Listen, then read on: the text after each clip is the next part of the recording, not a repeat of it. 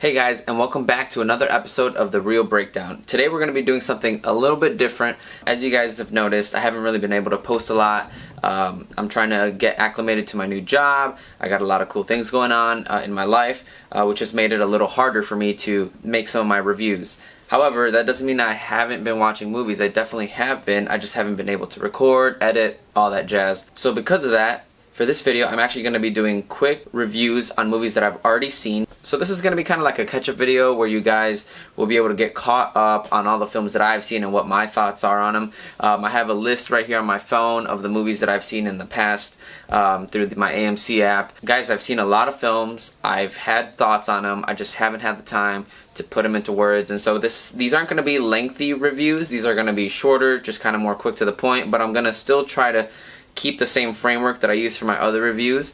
And let me know what you feel about these reviews. Do you like the shorter form or do you want the longer form? Please leave your messages in the comments below and tell me your thoughts on that. So first up here, I have Bohemian Rhapsody, November 2nd. I went to go see it when it released. I do have to mention, guys, that for this movie, I did do a full-fledged review, an in-depth review. However, I did not post it because my dumb self, when recording this, I was by myself and I did not have the autofocus feature on my camera. So I was blurred out almost the entire video while the background was sharp. Basically, the video was great. I thought it was one of the better reviews that I've ever done on a film. Unfortunately, my dumb self didn't check my camera before I started rolling. Therefore, I never posted that video. I still have it. I'm still debating on whether I should. I'll give you my quick thoughts on Bohemian Rhapsody right now, but I do have a really detailed, in-depth review for that. If you guys do want to see that, like I said, give this video a like and tell me in the comments if you really want to see it so I can, go ahead and put that out even though it's not going to be the best quality. Sorry about that, guys. I just didn't want to record it afterwards because it was so good I didn't want to try to recreate it. Anyways, Bohemian Rhapsody. I absolutely love that film. I am a huge fan of Queen. I thought the movie did such a great job of, putting their performances on screen. Rami Malek did a phenomenal job, and I honestly, my favorite part was the Live Aid concert at the end. I've heard a lot of the negative feedback about how the story might not have been exactly to what the actual real true story was, but to be honest, I was just extremely happy walking out of the theater having seen Queen kind of in concert. I felt like they did such a good job with the performances that honestly, to me, as someone that was not alive when they were around and didn't get a chance to see some of their concerts live, I felt like it was the closest I could get to a real live concert. So to me, I was absolutely happy with it. I thought the film was great. Rami Malek was amazing. The bandmates were great. I know some of the story points aren't all necessarily there. They did do some time skipping, time jumping, and I know not everyone was happy about that, but I absolutely loved it. So like I said, I definitely do have a more in-depth review, so I'm not going to speak too much on it, but I will say that the fact that Bohemian Rhapsody got nominated for an Oscar for Best Movie of the Year, I have to say I was kind of shocked. I'm not saying that the movie doesn't deserve it, I'm just saying I thought that it just wasn't going to make the cut. Obviously, the Academy saw something that was there, but I absolutely love the film. I don't think it'll win Best Movie of the Year, but I applaud it for making it to the list. So that is some of my brief thoughts. That's how brief this is going to be, guys. Brief thoughts on Bohemian Rhapsody. So let's move on to the next movie.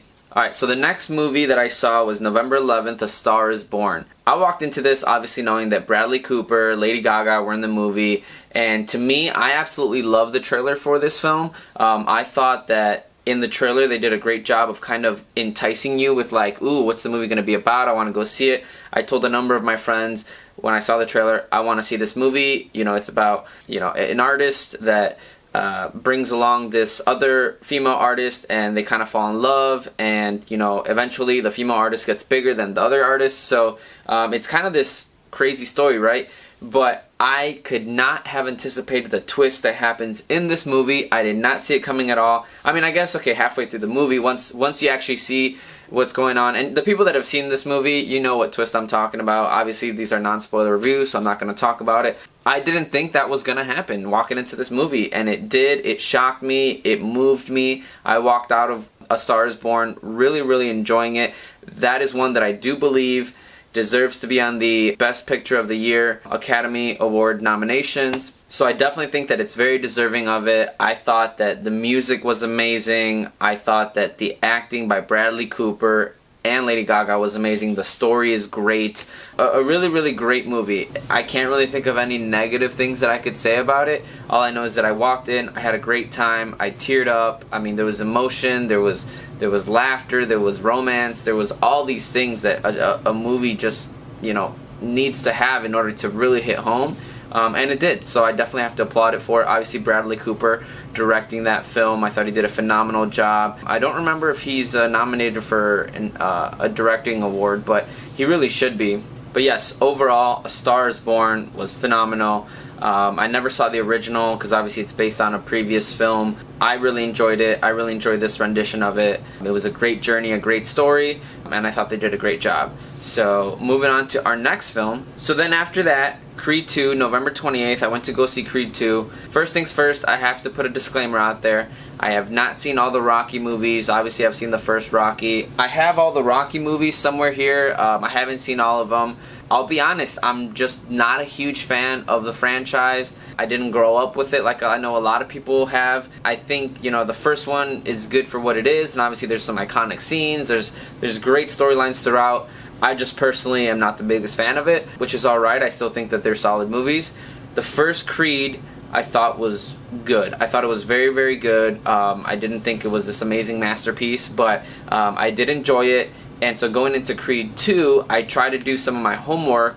I looked up the history between Ivan Drago and, Creed's father, all that stuff. So I did have kind of a background knowing. I rewatched some of the scenes. Like I said, I didn't watch the whole film, but I looked up all the videos of the fight and the death of Adonis' Creed's father and all this. So I was familiar with the storyline. I went into it, and I gotta be honest, guys, I just felt that Creed 2 was a rerun of what the previous movie was, of, Rocky, 2, 3, 4, I don't know which one it is where Creed's father dies. I just felt like it was a rerun. It was the same thing, similar storyline. He fights him, he gets injured, then he has to come back and fights him again, and then, I just, to be honest, guys, to me, the Rocky movies and the Creed movies just seem repetitive to me. I mean, they have great, great action. I think the fighting in them is amazing, but I just feel that the storylines are kind of similar. I want new characters. I want something different. I like boxing movies. Like, I really like Southpaw with Jake Gyllenhaal. I thought that was a phenomenal movie. I just feel that Creed 2, good movie. I just thought the storyline feels tired to me. I know that might be a hot take, but that's how I feel about it. Nothing terribly wrong. Tessa Thompson is great in it. Obviously, Michael B. Jordan is awesome, and Sylvester Stallone is Sylvester Stallone. But I just think, to me, the storyline is a bit tired, and I'm ready for something new, to be honest. And I don't even know if there's going to be a Creed 3. Maybe, maybe not. Those are my thoughts on it. I didn't hate it, but I didn't love it. I just thought it was okay. It's a good film. So moving on to the final film we're going to talk about in this video is Fantastic Beasts: The Crimes of Grindelwald, December 11th. Once again, disclaimer, I love the Harry Potter movies. I've seen them all. I'm a pretty big Harry Potter fan. I haven't read any of the books, but I love the films, the movies. I didn't watch them all when they were coming out. I'm kind of one of those people that came in late in the game to the Harry Potter stuff. I watched them all like one summer and fell in love with them, fell in love with the story. I watched the first Fantastic Beasts, and I thought it was very different, but I did enjoy it. I thought Queenie and Jacob, I think is the name of the other character, I thought they had a beautiful relationship. Obviously, I didn't think Fantastic Beasts was as good as any of the Harry Potter movies, but I definitely felt that magical feel, that charm that Harry Potter has, and I was like, okay, that's cool. Let's see what comes up next. So with the second one, Crimes of Grindelwald, obviously we have Dumbledore, which I thought, alright, awesome, we have a young Dumbledore. Like, now we're starting to connect some of the tissue with the, Harry Potter movies that I love. I have to say, guys, I enjoyed this movie. I know a lot of people did not like it. I know that a lot of people weren't happy with it, and a lot of people were confused. That's one thing I do have to say about this movie. I think that if you're just a regular movie-going fan, you watch this movie and you walk out confused, or you're not sure where the storyline goes. You're not sure what's really going on. And I did have a little bit of that because, like I said, I haven't read the books. I'm not too familiar with the source material itself, but I still thought it was a great movie overall. However, after I watched the movie, I got home, I looked up some videos about some theories and like some of the backstory of, you know, Grindelwald and Dumbledore and the relationship and the sister and the, you know, and the brother and all this stuff. I looked at all that, and I have to say I appreciate it even more after watching some of those videos, after learning some more of the mythology, after learning more about each character. So that's something where I think the film definitely could have done better. I think they could have explained things a lot better so that your average moviegoer didn't walk out confused. And I have heard some people say that that's how they felt. So yeah, I think that they did have a misstep there. However, I think the film overall is pretty great. I thought the action, although there isn't a lot of action in it, when it does come through, when you do see some of the magic, I thought it was great. Also, seeing where these characters pick up after the first movie was interesting as well. I thought that the way that they weave the story from the first one into the second one worked very well, and I was happy with the movie. So I know a lot of people weren't. I enjoyed it. I think that they could have done some explanation a lot better. But yeah, I'm excited to see what happens in the third movie. And I think it ended up doing pretty well in the box office. Not as great as the first one, which is not good, but I think good enough to see a third movie come out. So we're definitely going to see that, and I hope that at some point we're just going to go back to Harry Potter, Cursed Child, something like that. So Crimes of Grindelwald, I thoroughly enjoyed it. I know a lot of you guys didn't, but I think it's worth a shot. And if you're kind of confused walking out of it, look up some of those YouTube videos. There's some great people explaining the stories, the theories. That way you don't have to read like an 800-page book, you know? Or you can go do that if you want, right? So there it is, guys. Those are my thoughts. Some quick thoughts on some of the films that I've watched. I have a few more I'm going to go through. I'm going to do that in a separate video. Thank you so much for tuning in, guys. Like I said, I'm trying to put out as much content as I can. I'm still watching films.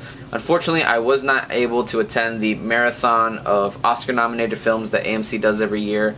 Work is keeping me very busy, guys, but it's okay because that's what's funding everything that goes into this. So obviously you can see I got some of my Comic-Con stuff up and rolling. You know, these frames are expensive, guys. So thank you for watching again. That is the real breakdown for all those films, and we will see you guys in the next one.